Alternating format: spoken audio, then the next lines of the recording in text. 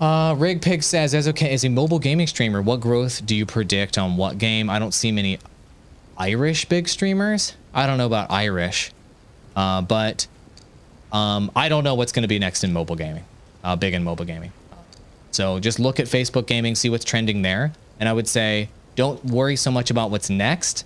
Find one of the big games that's currently big and stream that and build an audience for that. And then with 80% of your content slate, cover one of those big games. And then with 20% of your content, constantly experiment with new, smaller games.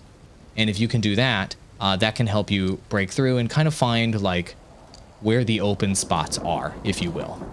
So I think that's how I would recommend doing it. Cover the big mobile games. You don't have to, you know, guess, I guess, where the next big title is going to be. Just go after the big ones and then make 1 out of 5 videos, 1 out of 5 streams, an experimental stream where you are covering something else. And that can really help you find that sweet spot in the future.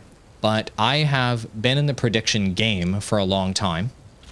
And I can tell you from experience that predictions rarely work out.